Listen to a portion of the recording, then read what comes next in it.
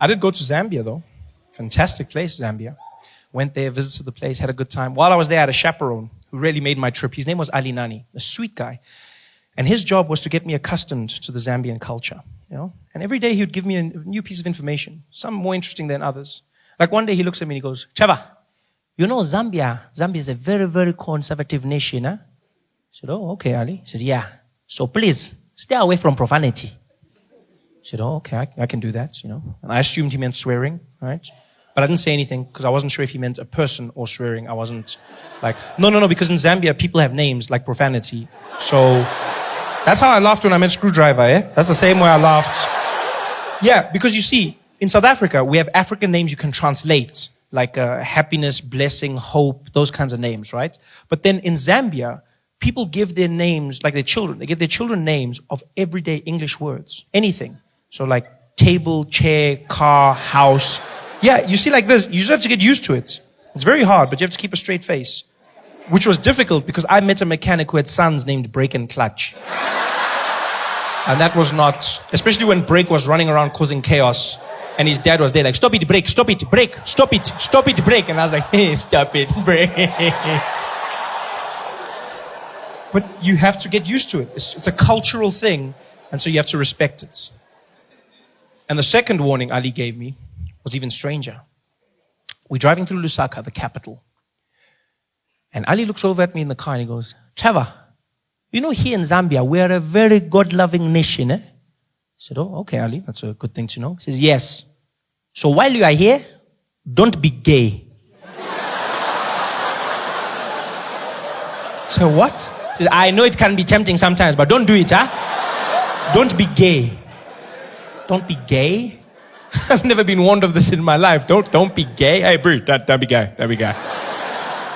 Don't be gay. Crazy warning to get. But then I found out why Ali was warning me. Turns out in Zambia, being gay is illegal. If you are found to be gay, you will be arrested and sent to prison for more than 30 years. Yeah. Which is a bit of a weird punishment.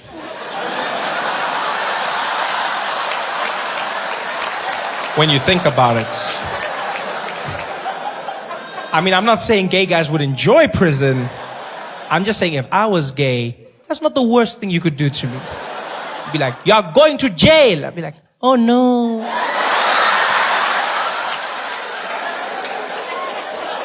Don't be gay.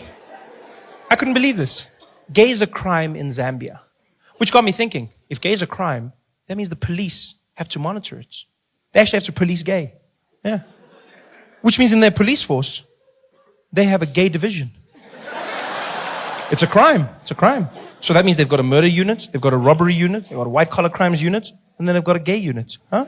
Yeah, they've got a little G unit in their police force that's responsible for all things gay. That must be the most fun police force to be in the world. You get to go undercover, dress up really nice, get in touch with your flamboyant side, you know, just have a good time. I bet the sergeant's there every morning briefing his detectives. Good morning, detectives.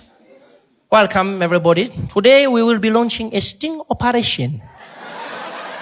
We have just been informed of a fashion show that will be taking place. And as you know, the gays cannot resist the latest trends. Therefore, we will be in full attendance to apprehend each and every one of them. Let us make sure we are here. Detective Chipua, present. Detective Table, present. Detective Mungai, present. I think he's in too deep.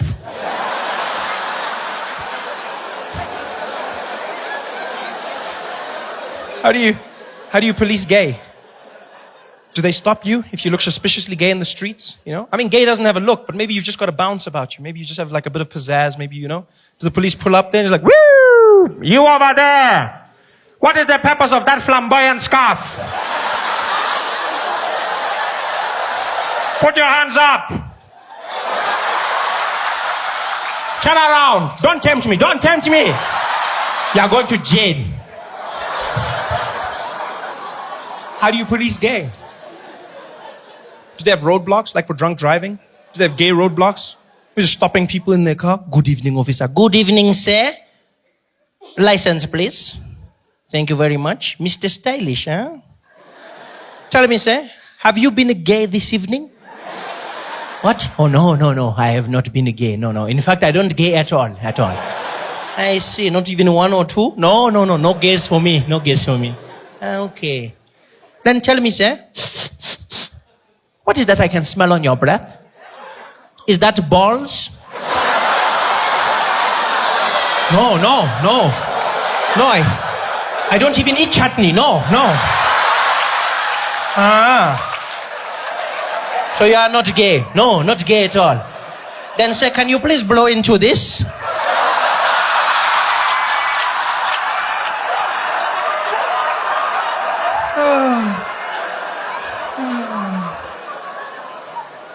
Don't be gay. I was not gay while I was in Zambia, so I had a good time. Went around, saw the people. The highlights of my trip came when on my day off, I asked Ali for suggestions.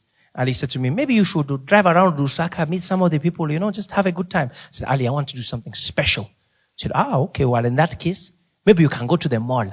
And if you are lucky, maybe you can ride the escalators, huh? So what? Yeah, I'm not promising anything. But if you are early, maybe you can go once or twice.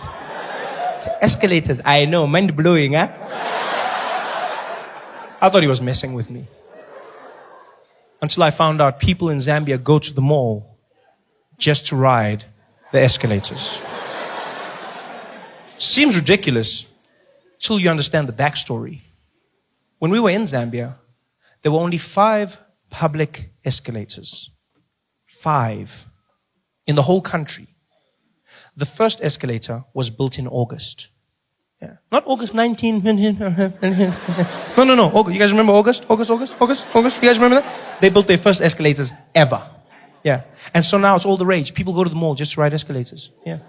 But now, I don't want you to picture like some dusty village. That's not what Zambia is. It's a beautiful place. They're developing just as we are. They've got roads, they've got airports, they've got beautiful hotels, stunning shopping malls. They've got everything we've got, even faster internet. They just never had escalators. And now they started building them. And because of that, people go there and they just spend a day riding escalators. Dads will go home and fetch their kids. Children, we are going to the mall. To do what, daddy? To do shopping. And to ride the escalators. Yay! We couldn't believe this, so we went to the mall, right? We get to the mall is empty. Escalators are packed. People are standing in lines, going around, doubling back on themselves. There's old people, young people, even couples. There were couples. Guys that actually picked up women by saying, I'm going to take you to the escalator, girl. Ooh, you're so fancy, eh? Escalators. Some people didn't even know how to ride the escalators. Kids were easy. They just jumped on. Old people would panic. There was one guy who got on the escalator and it was going up. And I guess to compensate for something in his mind, as it went up, he started leaning. He fell down. He was hurt so badly. Oh, it was fantastic to watch. We spent like 3 hours doing this, just watching people riding escalators. And you know what? Our patience paid off. Because in hour 3, the most fantastic thing happened. A school brought a class of children to the mall. And their excursion was just to ride the escalators. It was magic. 30 kids, about 5 years old, cutest things, wearing their little black and white uniforms. And they're standing there together holding hands. And they were so excited. So they're shining, not from excitement, that Vaseline.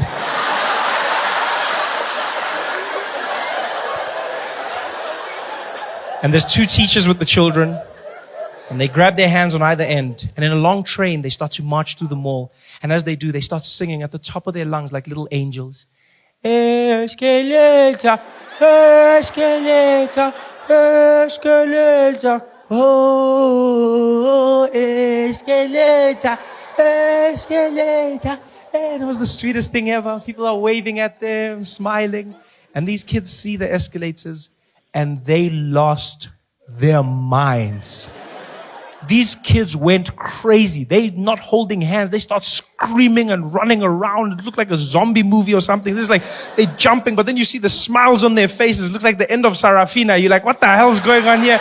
These kids are screaming and having the time. They're jumping around, doing cartwheels. The teacher can't control them. She's panicking like, yeah, get back. 2 by 2, 2 by 2. 2 by 2 was one of the kids. I didn't know. She was like, 2 by 2, next to me, single file. Other kids are still jumping. She can't control them. There was one fat kid. He couldn't jump, so he just shook himself.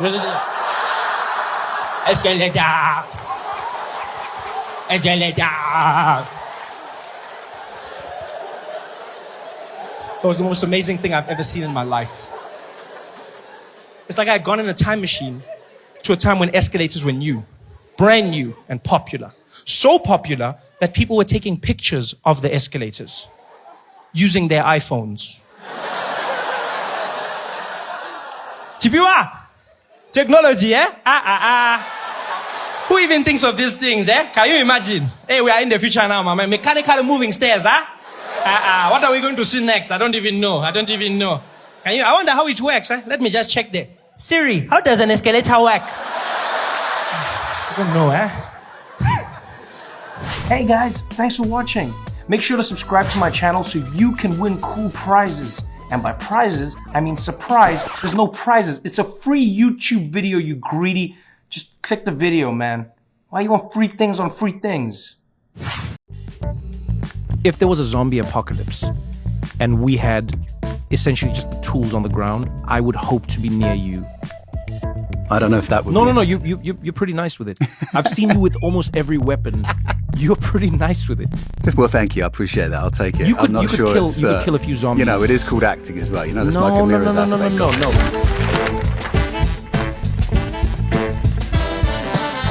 This is What Now with Trevor Noah.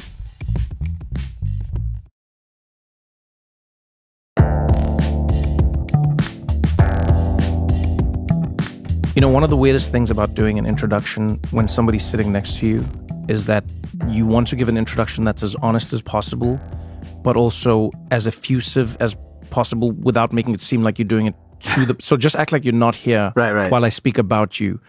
I'm not here. Yeah, I'm chatting to Orlando Bloom today, who is arguably one of the most recognizable faces in the world because he has been...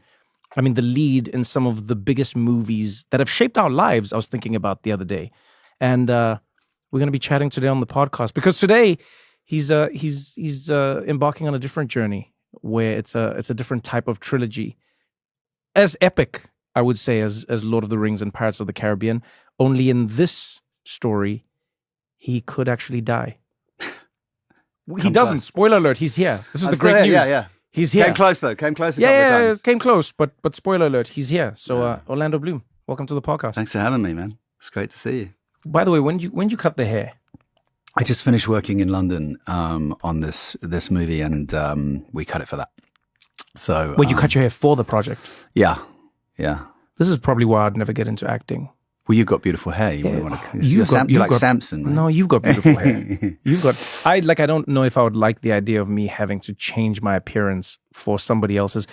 Also because it might be shit. Which is sometimes, as you get like a little older, you go, oh, that could work really well though. You need to embrace that shit look, right? No, what I mean is like, imagine making something that's shit and I cut my hair for it. Oh, I've done so much of that. I've done so much of that. And you go, and forget just looking shit. It's like the time that you put in. Yeah. I attack everything like 110%. I can tell. I'm like fully loaded, committed. So if it doesn't work, it's just a lot of egg on my face and a really bad hairdo. What's the thing you regret doing the most to your body for a project? Oof.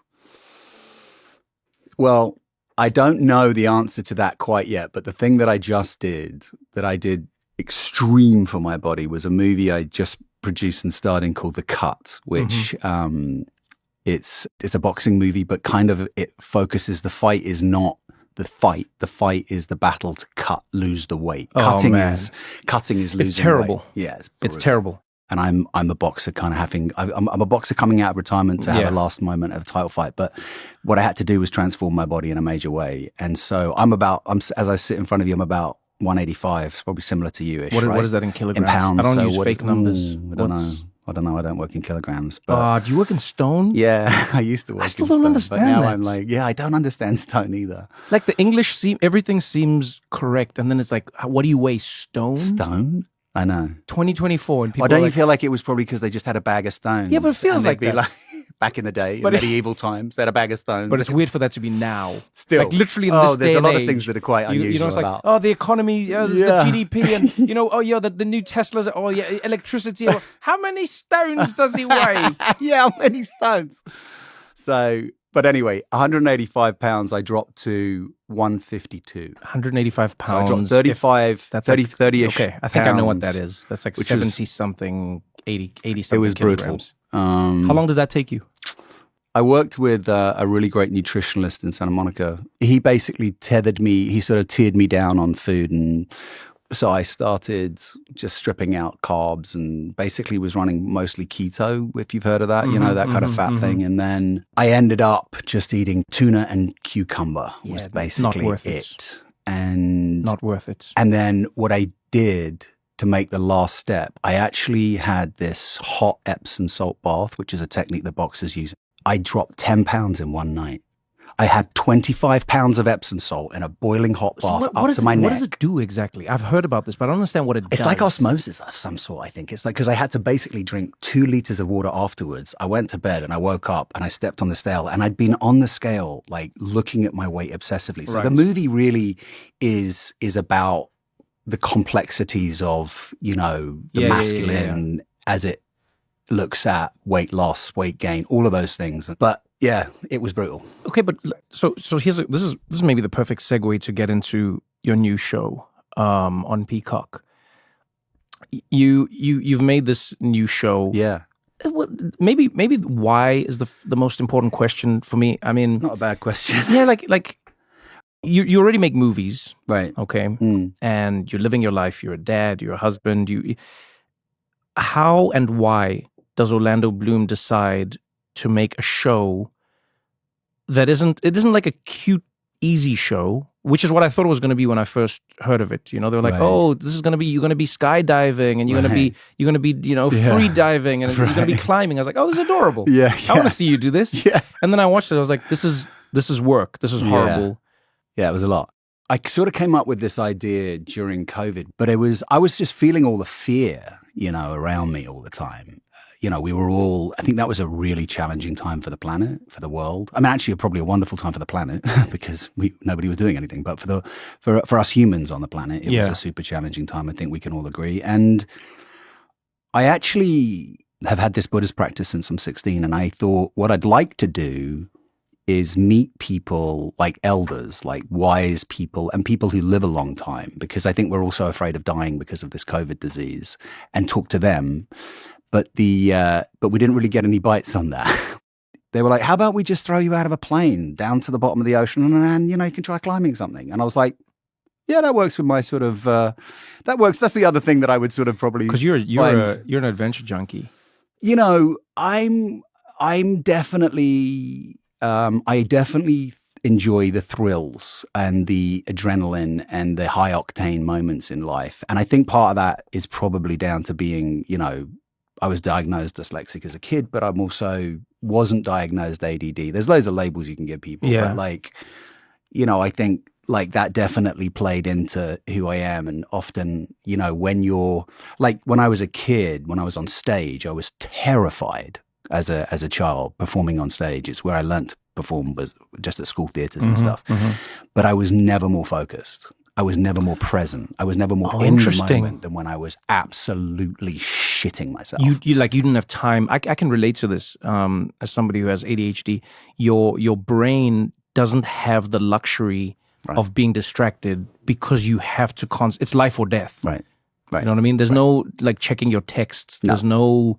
You are meandering on. It's game time, and if you're not in the moment. Did you feel that as a child? Like were you cognizant of that as a child, or is it something that you now understand in hindsight? Do you know, I only really in the last 2 years started to look at, and this is even before the show, I kind of realized that ADD was something that was definitely part of my life. When I actually had a conversation, and I remember sitting down in an office with somebody and they gave me a list, and I started going through the list, and it was just like tick the boxes. And I was like, And I just stopped ticking and I just looked. And then I flipped over and I just looked and I went, okay, I don't need to. It was you. Yeah, I was like, this is everything. And then I was like, I don't want to take a pharmaceutical. I'm English and I think America has, got a lot of stuff that they do with pharmaceuticals. You're not wrong. I'll tell you that much. So I was like, I don't want to take an like somebody's going to get me. You didn't want to take like a stimulant. I didn't want to take a stimulant. And I'd been raw dogging it for so long that I was like, listen, this is my character, guys. Love me or leave me. But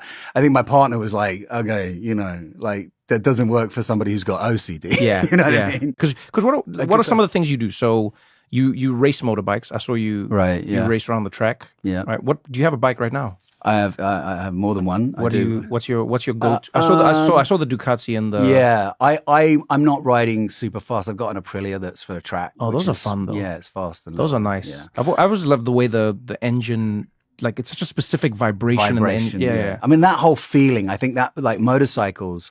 I started riding motorcycles when I was a kid. I really. I got my license when I was 16. I rode a Vespa around town, and I thought I was a cool kid. And then I rode a motorbike in London. Which town is Canterbury? Happily on the wall. I feel like London. That's the joke. London is the least. London would have been. Yeah, like London, UK. Everywhere in the UK is the least Vespa town I can think. Like I ride bicycles everywhere I go in the world. Right. Just to get around. Love that. London. I'm terrified. Yes. Yes. There's more. I remember even seeing the stats once, and it's one of the most dangerous places to ride bicycles in. It is. Because I'm sure your drivers in the UK, they have they're almost angry at you for being on a bicycle and passing them in the traffic. Yeah. Do you know what I mean? Yeah, There's like a. Yeah, it's like yeah. It's true. It's true. You're getting ahead of us. It's like a massive. It's sort of a race. Which actually, I inherited a bit of that in my driving style, which is like aggressive, and you're racing through the streets. I mean, people hate it being in the car with me. They think I'm dangerous, but I think I'm super focused. But I am. It is like I'm racing everybody. So it's like I'm like, okay, I need to just take a chill pill. Because I think there's a lot to learn from that as well, right? A bit of grace. Yeah. A bit of grace. I'm considering more. I'm fascinated by this. Did it? For those who know nothing about the show, you essentially choose 3, I don't even know if you'd call them sports, because they're all extreme. Yeah, I guess they're sports. They're extreme sports. They're extreme sports. I don't know. It just feels death-defying to me, because you have, what do they call it? Wingsuit flying? What do they call wingsuiting. Wingsuiting? Wingsuiting, Yeah, you have wingsuiting where you're basically like a giant squirrel. Yeah. You jump out of a plane and then you hope for the best. Yeah. And then you do like diving, but free diving, no tanks, no nothing. Yeah. Essentially, Terrifying. you might just die coming back up to the surface. Feels like it. Yeah. And then you have rock climbing, but like all of these, kind of them. Yeah. Talk me through this moment. So you're a dad, right? Right. You are currently with someone. I am. When you say to them, "Hey, you know what I'm going to go do? I'm going to go learn how to jump out of a plane, and I'm going to do this in 2 weeks. I'm going to get my jumping license. Yeah. My skydiving license. You know the one that normally takes months? Yeah, I'm going to do that in a week. Yeah. I'm going to get qualified. Yeah. And then I'm going to start wingsuiting. Yeah. Which I don't think anyone done before. Actually. No, I don't think. We're trying to find out. I've never heard of anybody do this. Do you think I could somebody said to me the other day, maybe you could go for like one of those Guinness Book of Records for like the quickest to a wingsuit. You might actually have it. Because how many jumps did you do in one day, for instance? In the first episode, we just see you go jump for jump for jump for jump for jump. How many do you think you did? Like the first day was at least 5, I think, and then I mean the accelerated time frame. I mean the thing is that what's crazy about that is that every increment, everything that you change technically with the gear, where there's a different chute. Like we started with one chute, it's a beginner's chute. Then you change to another chute, which has a totally different feeling under canopy, right? The canopy is the chute. All of these different things come into play, and you're like, and my brain is moving, trying to keep up with the things that I'm learning. And it's a pretty straightforward thing. When you jump out of a plane, 1, to release your chute. If that doesn't work, 2, you release the chute that didn't work. And 3, you're like, I've forgotten what it is. It's 1 to release the chute. 2 to release. Yeah, exactly. It's 1 pretty to release the straightforward. chute. It's pretty straightforward, Trevor. You see, 1, 2. Let me tell you stretch now it in back. the calm space that we're recording a podcast in. It's pretty simple, and I've forgotten it. And when There are 3 moves. Is this why you need to do it? So, You need to one, be like, 1 out the back is the chute. okay, 2 to release it if that didn't work for whatever reason. and then 3 is on the other side. Yeah, 3 to open the second chute. So you have 2 chutes when you jump. If the first chute doesn't open, it's like a 1 in 1,000 chance Yeah, that the chute doesn't open. that's right. We're watching you jump. Yeah. On the 7th jump, I think, if I remember correctly. Oh my God, I'm getting PTS just thinking about it. On the 7th jump, your chute doesn't open. Yeah. Or it like opens and then it's like a So weird... it opened actually, which is not as insane as if it hadn't opened, which would have been, I'd have been thinking in seconds. Yeah. So the protocol is 1, 2, doesn't work. 1, 2, I'm going. So I was like, right, baby, here we go. 1, 2. And then I was like, 1, the other chute fell away and I was into free fall again. And then 2, and then I felt the canopy came out and I was just like, oh. You don't even realize how terrifying this is until you see the look on the face of the guy who was driving by.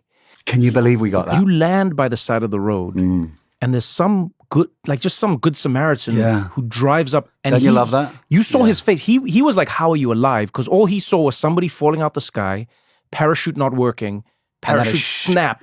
And then a parachute land in the field. Yeah. In that moment, did your life flash? Like people always talk about what happened in that moment to you. Is it fear? Is it adrenaline? Is it practice? It's you know what's really interesting, actually, Trevor, is I think what I learned most is that these kind of wild people who do these wild things, they are experts in this little area. Like people have asked me if I've done any of these things subsequently, and the truth is I haven't. Not because I haven't wanted to, but because I think it's a lifestyle choice. These people are experts. They were the family. They are the people that taught me how to navigate, and it's protocol. It's like everything you depend on is like, it's like there's a protocol. You follow that, so long as you're good with your maker. Yeah, you know. Otherwise, but you know what I found? That's actually one of the things I found like really fascinating about the show is there's this paradox. You know, when you think of extreme sports, you think of all the people who are doing everything to risk their lives. Yeah. And the one thing I noticed when watching your show was these people have more discipline than we have when driving on the highway. That's so like, true. you know, the same way you'll go, I'm going to look at my phone. That's right. Let me check a few texts. That's right. Or 100%. Did I put my seatbelt? No, the people who do extreme sports are the most disciplined people. Yeah. Because they acknowledge the fact that at any moment it can end and it ends. Out. And then ironically in life, we're running around like people cross Headless the street. chicken. Yeah, we cross the street. Running over. Yeah. We cross the street, we don't even pay attention, you know? Do you think that changed something in you at any point? Like did it make you, even if it lasted for a few weeks, was there a part of you that was a little more meticulous now? Huge. I mean, it was huge for me in that respect because it like I like to think that when I overly prepare, partly because of dyslexia or whatever else, when I'm preparing to go into a movie or a character of some sort. But this was like, okay, this is life stuff. These are tools for life, like, and confidence. Like, it gave me a certain sense of like, oh man, I did that. I can do this. This isn't, and I think. Wait, even at this stage in your life?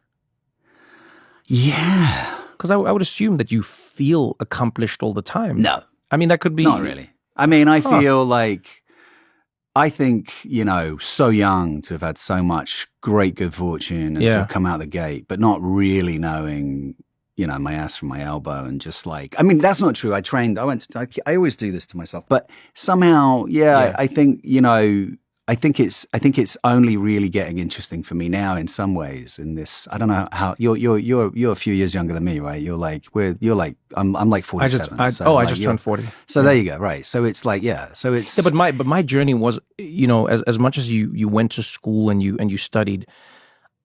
There's a strange curse I'll think about for people who experienced the pinnacle, and I mean the absolute pinnacle of success. Yeah.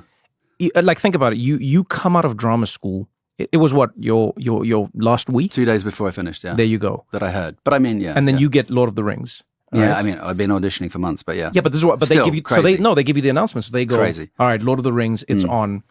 Even at that point, people knew that this was going to be one of the biggest films ever made because it was based on one of the biggest books ever. It was Right. massive. Yeah. Yeah, The yeah. cost, the everything, the budgets.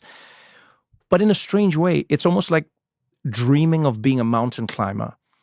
And then your first mountain is Everest. Yeah. And then, you Yeah. know, then you go on to do Pirates of the Caribbean. And right. it's like, oh, your second mountain is Kilimanjaro. Yeah, right. I often wonder, like, how you keep yourself motivated Yeah. or even stimulated Yeah. when those are your first peaks. Yeah, Like that's what's really that good been like in question. life? It's been a real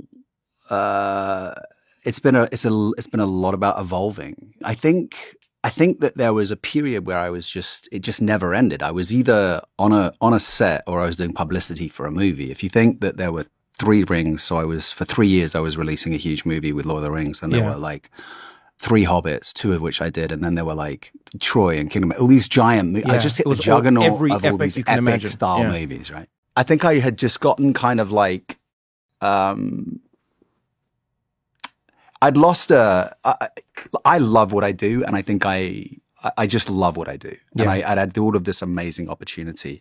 And I think a little bit like that kind of Tolkien quote of it, like where Bilbo says he felt like a piece of toast that was spread a little thin, you know. I'd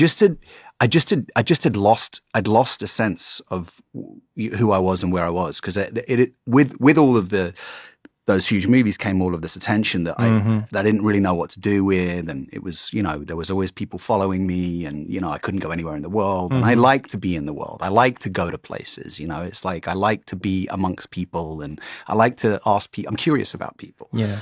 So I was suddenly like, you know, not able to do those things. That's why I picked up motorcycling again, actually, because I could actually get to one place without being followed. The helmet, right? You know, the helmet. Can I tell you, one of my favorite things when riding, my friends used to ask me this. They go like, why do you like riding so much? You know, when I used to ride back in the day. And I said, one of my favorite things about riding a motorbike is you don't exist. It's just the helmet.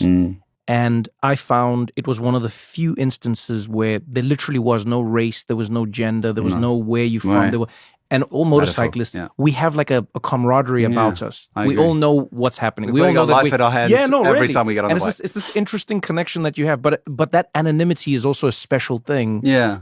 And I had, you know, a child with my ex now, and I was very present for him. And then when we separated, I was living kind of like, you know, and not really working, and then I sort of went on a bit of a journey at that time, and I did a lot of stuff with Laird Hamilton. I was living in Malibu, and I did this crazy swim training with him, and then I was sort of like flying on motorcycles on tracks, learning a few I was doing a lot of adrenaline things. I was really pushing my edges, like trying to. Do you think you were trying to feel? What do you think? I think I was trying to feel because I was was numb and I was probably depressed and didn't really know that I was depressed.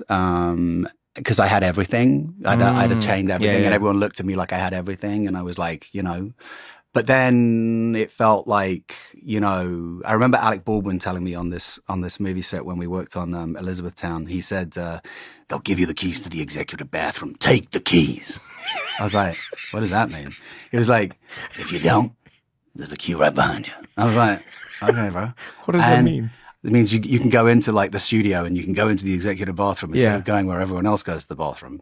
You know, that's a big deal. Anyway, I don't know. But I think the analogy is if you don't take the key, if you don't keep taking that, making the most of that moment, there will be a bunch of guys who are ready to go. And they're going to take that. Yeah, but can I tell you? Yeah, I'm that's torn. like, I'm torn on this idea. I agree. I'm torn on this idea. I feel like one of the worst things we've done in the world today, and you know, part of it is a byproduct of capitalism. Part of it is like the competitive nature of like, you know, it exists more in America, but it's not a quote unquote bad America thing. It happens in many places.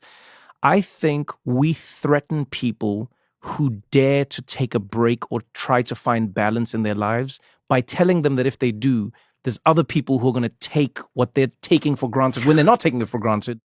Do you know what I'm saying? That happens. But in this instance, I think even like an energy wise, like I think I had personally shut down. Oh. Energetically, I had closed shop. I was just like, I'm toast right now. And I energetically didn't know which way to move. That's a scary place to be. And it created in me, I think, a very deep sense of, like what was my next, all of these things that had been so mapped out. Yeah. And I didn't have the work-life balance, right? So, that was part of the problem. And I was working, that old adage, are you working to live or living to work kind of thing? And, definitely. So at the time of doing the show as well, it's like, how do I grow? I'm all about evolving, trying to grow, trying to be, I've had, like, as you said, I had a pretty unique experience. So how do I stay kind of creatively involved? I mean, I basically now, for the last few years, I've done movies that probably considering how many people saw the first half of my career, virtually nobody's seen the second half as, the second chapter. It's really, it's artisanal. It's like, but you know what I think I was missing? Before I got cast in Lord of the Rings, my agent in London had called me and said, the RSC is interested in you coming to work, coming to be in rep and work with the RSC. And I was like, well, hey, baby, I've landed. This is it. Because in England, it was like, you go to theater. Yes. Maybe you get a bit of telly and then you go and do a movie. Right. And I was like, well, let's go. What are we waiting for? Let's go. I'm ready. Pull me. Let's go. But she never let on a thing, by the way, about, about what was happening with Rings. And I was like, probably ADD still, just going out on all these auditions, which I get pulled out for. I think I auditioned on tape for Baz Luhrmann like 5 or 6 times for Moulin Rouge. And I kind of just did all of these, and I would go up for all sorts of auditions. And it was like, that's a skill as well. That's a muscle, right? To learn how to be in a room and audition. Yes. Yeah. So I was like not thinking about anything. And then she gave me that call about Rings. So I was like, wait, what? But I often think, I wonder what my life would have been like, because in a way I missed this part of my career. So I went back and did Romeo and Juliet on Broadway. I went back and did a play in the West End. I went back a couple of times. I feel like in a way the things that I've been doing in the last few years, I did this crazy movie called, they renamed it Retaliation. It was originally Romans. I got these, it dropped during COVID. I got these crazy reviews. I got some of the best reviews in my career, actually. It was wild. It was like, beautiful. Did that fill something? Literally the thing, I think one of the reporters, just to say, said, Orlando Bloom must be really gutted right now because he's just done some of his best work and nobody's going to see this movie. Oh, man. It was like, I was like, great. Do you think it filled something in you that you didn't know you needed filled? Because filling, I think I'm filling. I think it's a tank where it's like, look, I think, we're all on this journey, right? We're all in our own fields, in our own respective fields. We've all got goals that we maybe look to. And when you've had so many met at such a young age, then you're like, I kind of was going back to basics. I was like, okay, how am I I need to kind of do this. I skipped a step. Yeah. You know what I mean? I skipped the theater. I skipped the small independent movies. Yes. But there was something I felt was missing. So I've sort of been building that part of my life and career because I think hopefully I'll have, it'll only kind of keep getting better as my home. You know what I mean? And I want to fill the gaps in the foundation that I felt were maybe missing. And even if that's true or not. So that's kind of what I've been doing. And there's been a few roll of the dice and some of them have worked, some of them haven't. But, I love every time I stand on a set. I always think like, where would I rather be? And unless it's with family and my kids or something, even I'm just like, I'm in my happy place there. We're going to continue this conversation right after this short break.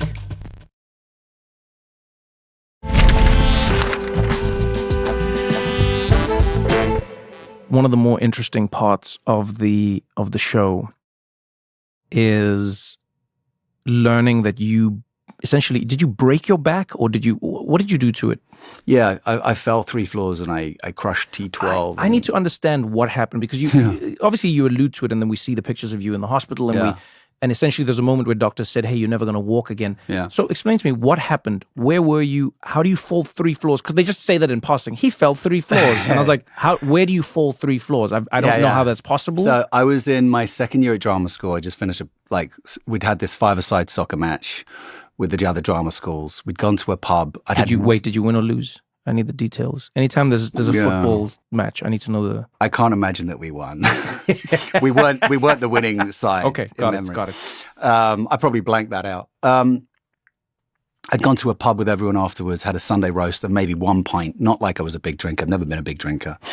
And then I went over to these friends' house in Chepstow Villas in Notting Hill, and they just moved in, these two girlfriends of mine, and they'd had this 4th floor apartment, and the stairwell that went up to the flat had a landing below their 4th floor apartment, and the door, they said, oh, we can't get that door open, but there's a roof terrace for us to use, and we're going to put plants and stuff. And I was like, oh, it just needs to be kicked in from the outside. So anyway, I was like, you'll have to get that. Anyway, we walked into the apartment. I was like, wow, this is such a great apartment. I looked at the window. This is the ADD impulsiveness, right? Yes. This is 100% what that is. I'm seeing it now. I looked out the window. I was like, oh, wow. I looked to the left. I said, oh, wow, there's the roof terrace. And I kid you, the roof terrace is probably from this chair to where, 1.5 meters to the left. Uh-huh. And I'm like, oh, I could just jump. I could jump that. That's no problem. But then instead I saw this piece of metal running down the wall, which was not a drain pipe that you could hold on to. It was a piece of metal, like coming out of the wall, like this. And I was like, oh, well, if I just pinch it like this, I'll grab hold of it like this. You've watched and movies, I'll shimmy clearly. across. Yeah. Right? Somehow I was like, I'll pull it and just pull across. And I got out of the window, held onto this thing. And of course, there's nothing for my feet. And I just fell. And I landed from a 4th floor window on a 1st floor balcony that had, in England they have those. Jesus. So the railings are going around with those spearheads. Oh, with like the spikes. The spearheads. Yeah. And an old washing machine, and I landed like plumb between the middle of it. And I was like, I think out for a couple of minutes. My best friend who's actually in the show. Yeah. He was like, Gibbo. I was like, and I was out. And then I kind of remember coming around and I was like, I think my first thought was, who's going to play Orsino in 12th Night? Because I was having a really good time playing Orsino.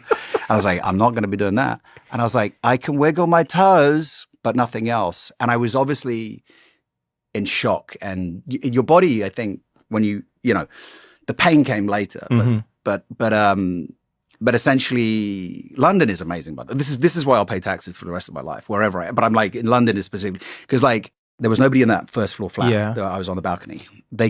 So they ended up getting a fireman, winching him in. He kicked open the doors to somebody's house, destroying their doors, no doubt. They opened and got the special services in. So they called this the Royal Stanmore Orthopaedic Hospital, and they said they'd just got a hospital flu, so they were taking no more inpatients. There was like no more.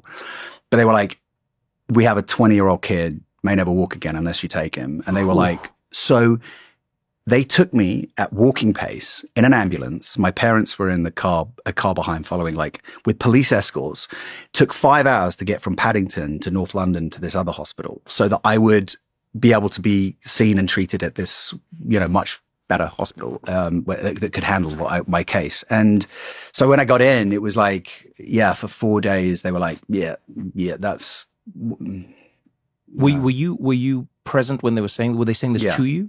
Yeah, I was very present. I was in a lot of pain. I basically had almost severed my spinal cord, but I hadn't quite. So I remember this sensation. They had a cage over my legs because if I touched my legs, it was like razor blades coming up under the skin or like electricity. It was crazy. The nerves had gone. There was this wonderful nurse actually who she used to come in at night and move my legs, move my body. Because she was like, I don't even know where she came from. This is the NHS care staff, amazing. But so I'm in this hospital. I'm looking at the bed opposite me, and there's a guy with a cage, one of these. They call it a halo. It's a cage. Young 18-year-old guy jumped into a lake. He used to be in the army. His parents were just weeping by his bed because he was never going to walk again.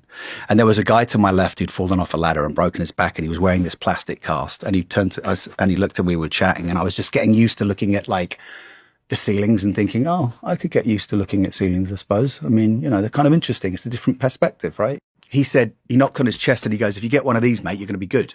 And I was like, what? He goes, this. So the surgeon came. First, they were like, you're not walking again. They said, we're going to do an MRI because you're physically able to move you to the MRI. Mm-hmm. And they were like, hanging on by a thread. So we're going to try opening your spine.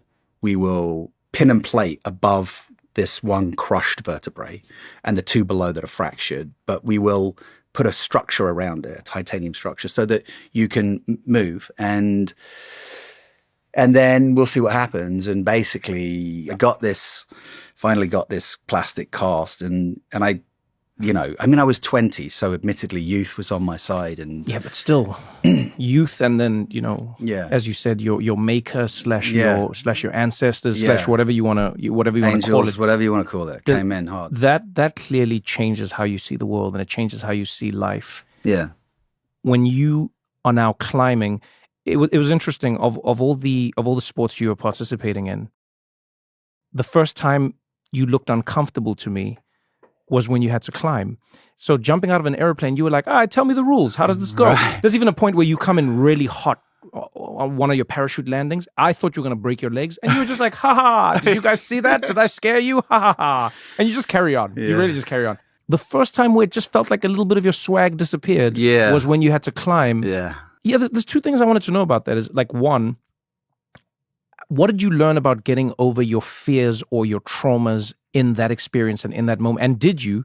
And then the second one is, how did you put that much trust in people who you never really met, never spent any time with, but fundamentally had to believe had your best interest at heart? Yeah. Overcoming the fear was a sort of, I've had this sort of unique trust in life since I'm very young, and it's not really any rhyme or reason for it, but I just mentally went to that place, which I think you do when it's game time, when you're like, this is it, I'm on. The most challenging thing, the fearful thing about that, by the way, was for me, was with parts of my dyslexia and other things. It was like these knots. Learning to tie the knots. And when you're going to move these things, it's just like the loop goes that way, and if you go the other way, then it's wrong. And then it's and if you go the wrong way, so that was like I just had to commit to the process and be as present to it as possible, and trust that this was something that was meant for me, and that I'm on this journey and I'm committing to it. So I'm going to go like I do, 110%, and I'm going to go into it. And the really hard part was the second part to your question, which was trusting and meeting Mo for the first time, and who is an adaptive climber, who has climbed since she's a child with one hand, born with one hand. So her spirit and her confidence and the twinkle in her eyes was really kind of leading me forward. And I was like, look, if she can do this and she's telling me I can do this, I can do this. But I had terrible potty mouth on that shot. They beeped me about 1 million times because there were points where muscles in my back and in my body that I hadn't know existed. Everyone says when you climb, you learn parts of your body you never knew you had. And, I knew if I fell, I was going to fall on a rope. So in some ways, it didn't have the same abject terror, right, of standing on the edge of something. But the climbing was just, it was so challenging to overcome.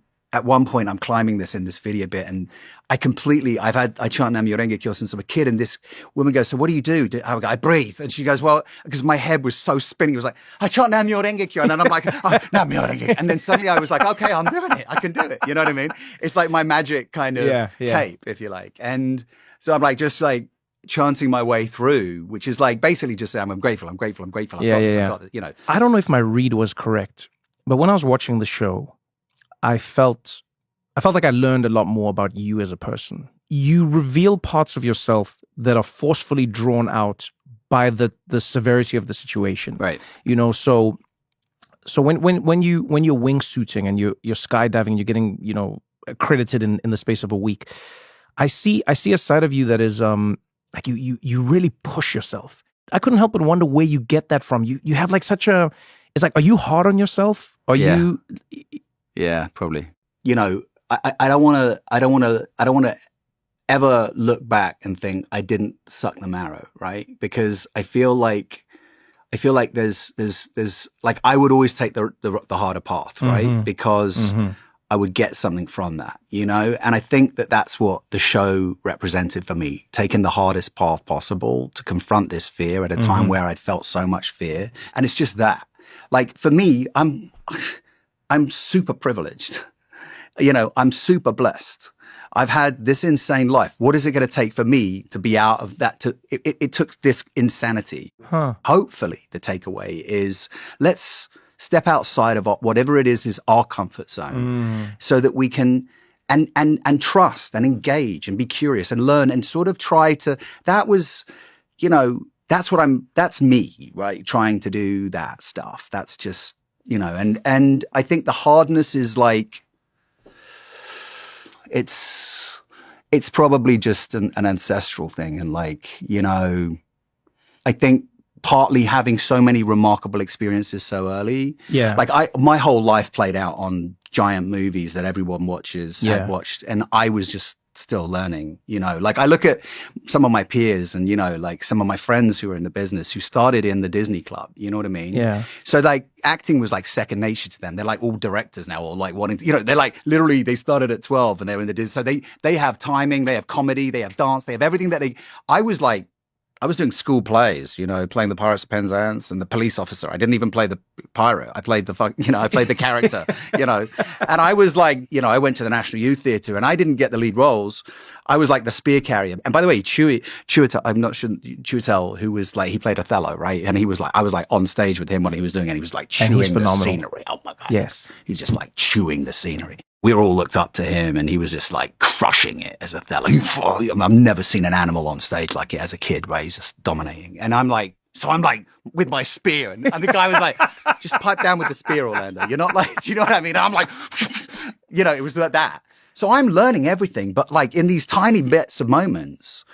So then I'm suddenly 20 and I'm going off and it was the most amazing education. And thankfully, Peter Jackson and Fran, his partner, and that whole team in New Zealand were just like, and Ian McKellen, Ian Holm, you know, Christopher Lee, Viggo Mortensen was my mentor, basically. He didn't even know it. I used to sit next to him and just like absorb and that guy, there's a guy who's committed. There's a guy who knows, like, there's a guy who's an artist. Yeah.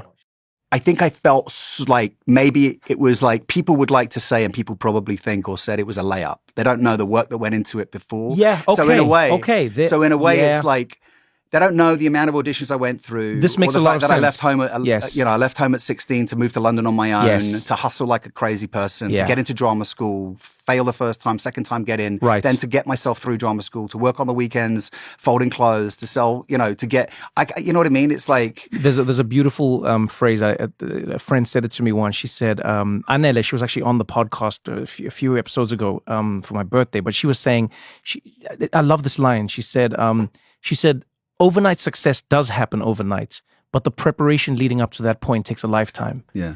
And I think that's sort of what you're speaking to. I was because it's zero to everything. I was but not for probably you. 8 or 6, and I used to sit in the school gym and imagine that I was Superman flying in to get my girlfriend or something. It was like I had like fantasies of playing like the Fall Guy, right? Like Lee Majors. I used to watch that, or you know, like it was things like Dallas and LA Law. I was very like, you know, watching TV of the American style. You know, I mean, like it was all of that led to and I think breaking my back.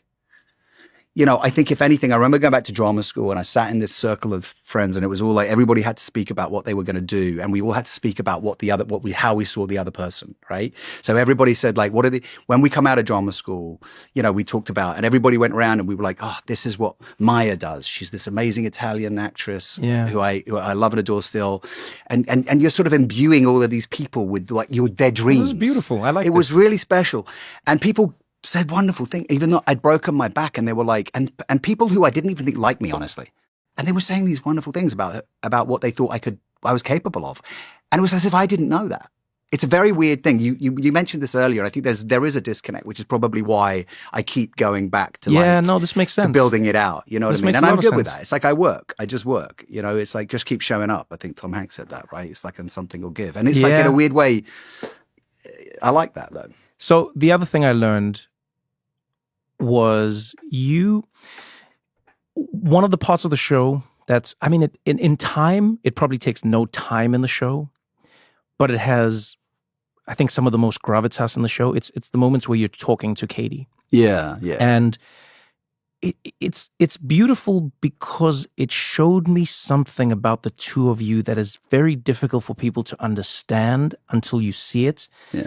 And it's that you seem to be pursuing a life of purpose, a life of peace, and also, strangely enough, like a life of normalcy. Yeah. Which is strange because, like, Katy Perry, one of the biggest pop stars that's ever lived. Orlando Bloom, one of the biggest actors that's ever been, you know, like the movies, no, really, the blockbusters, you name it, trilogy after trilogy. Right.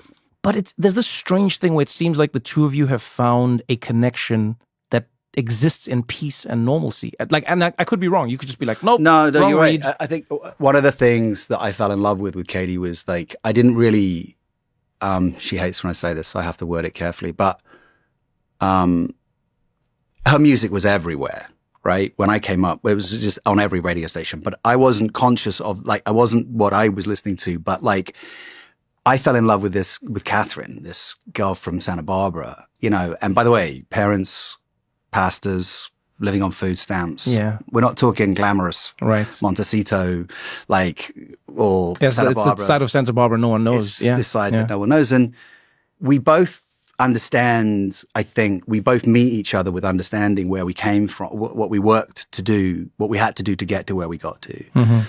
And she definitely demands that I evolve, right? And I feel I do the same for her. And that makes for fireworks, pardon the pun, but it also makes for a lot of fun and a lot of growth. And, you know, I wouldn't change it for anything, even when sometimes it feels like, how do we do this? Mm-hmm. Because we've got these two giant careers and lives, and hers is even, you know, it's like a universe sometimes. Yeah. But I think I just keep coming back to her and trying to like hold her hand and walk her back to the sand pit and be like, yeah, but we're just going to build a sandcastle, you know? And she loves to do that too. She's like, oh yeah, the sandcastle, or the ride of the bike, you know, the little moments that, and she's a master at helping to, you know, create the help to keep building those moments, you know? So I try to hold a space big enough. I try to be big enough. I think you could even say in the show, it was like me proving to myself that I was man enough, big enough, whatever, capable enough. Because part of it was I learned to be capable in that show. In life, in a way that like, and it's like, see, I can do it. Yeah. Mom, I can do it. Yeah. See this, babe? I can do it. You know, if you thought I couldn't, I drive too fast. Look at this. You know what I mean?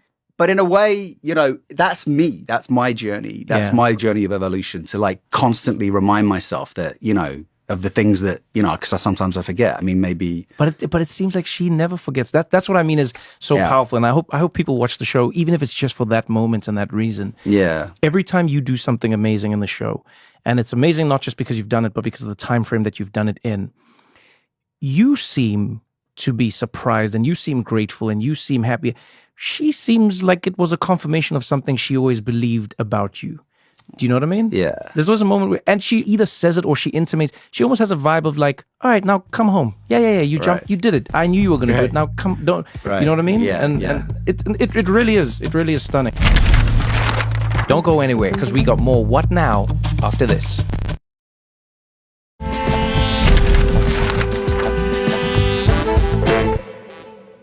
I could talk to you forever about this, but you know, unfortunately, time is time. Yeah, that's right. Some people say it Are you doesn't going to come exist. jump with me then, Trevor? Jump where? We'll jump out of a plane together. Let's do that. I'll get you with Luke. You'll love it. Confront some of those fears. Have you done it before? Maybe you've done it before. Am I lying? I haven't done it before. Let's do it. Let's go jump out of a plane. So here's the thing. Orlando, I come from an African family. And there's one thing I've promised myself and my family, that all they'll need to do, if they ever, God forbid, have to come to my funeral, all they'll have to do is cry. Okay. They won't have to ask questions. They won't have to justify why I'm there or how I'm there. They'll just get to cry and go, Trevor's. Now, God willing, none of them will ever be coming to my funeral because they're older than me. What would be your fear then? What would be the one that you would do? No, all of them are my. But it's not like my. What I mean by it's not my fear is I don't have a fear of jumping out of a plane. Right. I just think You don't have a desire either. Yeah, exactly. So I think of it this way. I think in life You don't have to prove we have a anything to limited anyone. amount of luck, and we have a limited amount of I don't believe that. this magical life force thing. I think And so that's my brain. Oh, really? Yeah, it's endless. This is what happens if you break your back and then you walk. I mean, after that, you go like, I can probably do it again. You know? No, and then it's great. It's great for you. But yeah, I don't know. I look. I'm not saying I won't ever do it. Right. You know, I bungee jumped. And Oh yeah. Well, there you go. Now that's an intense feeling. it's safer than skydiving, but it is more terrifying. Yes. It is. It's terrifying. It is terrifying. And I'd never want to do it again. I don't need to do it again. People, I love it. I hated it. I hated all. I hated jumping. I hated waiting to Where jump. did you jump? I hated falling in South Africa. Yeah. At the time, it was the highest jump. Yeah, that one. Yeah. It's just terrifying. Yeah. And then there's a moment where you just hang upside down. This is all that's happening. Blood You're dangling. The blood's rushing to your head. And you're thinking, why did I do this? And then it feels like your feet are slipping out. That's and so then you get to the top, and they're like, huh? Huh? How's that? I'm like, no. I'm good, thanks. It felt like I jumped off a bridge. Do you know what I mean? Yeah, there was nothing that changed in me. Because let me put it this way. I believe as Trevor, I can jump off a bridge if I need to. I believe this. So nothing changed after that. I didn't walk away from it going, you see, I can jump off a bridge. I knew I could. If I need to, I will jump off of a bridge. Right. But I'm not, I hope I don't need to. Right. Before I let you go, I'll ask you the question I ask everyone who comes on the podcast. And thank you again for joining me. You know, I appreciate the time, the conversation, I love it. you being candid. Love what you're doing here. What now? Like, what does Orlando seek to do now? Because, again, you have sort of done the same thing that you did with Lord of the Rings and Pirate. This is another trilogy, but this is a personal trilogy. Right. Where do you want to see yourself going from here? 3 visions. If I can make good on this promise that I made to myself that for my career, right? Yeah. Like, if I can make good on this promise, then I'll be able to use what I've been doing there to support my work, like UNICEF, which I've done for like 20 years, which I find like to be the most rewarding thing in my life outside of my family. Right. So if I keep moving those 3 around, so it's a quite family. Family, not in any specific order, but family. It's like if my career's going, right. if I keep just showing up for my career and it keeps working, then it gives me a greater platform to keep working on UNICEF, which is really something that I think they do amazing work. And then, and then my family will be taken care of, and that's the most important thing. Interesting. To me. And so it's a trifecta. It's a trifecta that just keeps working. It's like, okay, keep doing this, do this, and and then you're good. Do you know what I mean? And I think simplify. Honestly, like I think I'm 7 years more older than you, and I think it's like I just need to, like, who wants to sift through this stuff when I'm gone? You know what I mean? Like, get rid of it. You know what I mean? Like, I'm like, but it's so valuable, is it? Does anyone really know? But just think the over my attachment to things and just simplify so that you can just.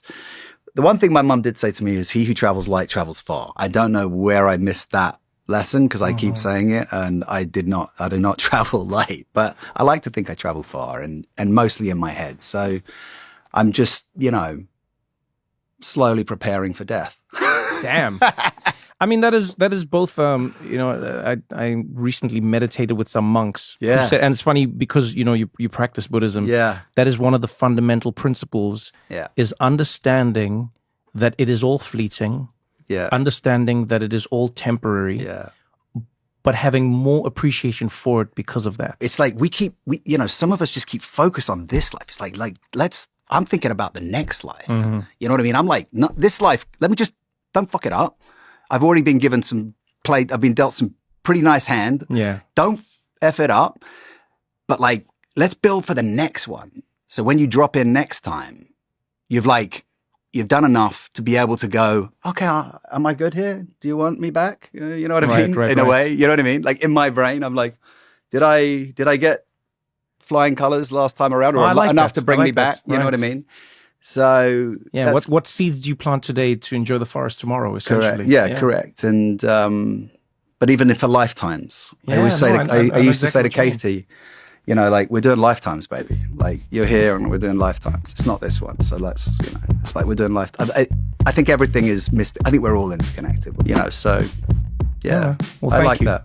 Thank you, man. Thank you for this lifetime, for this moment, and thank you for the next one. Yeah, I'm glad you're alive. Thanks, dude. Appreciate you. We'll do this again another time. We will, definitely. Love it. Oh, Trevor, you're a sweet man.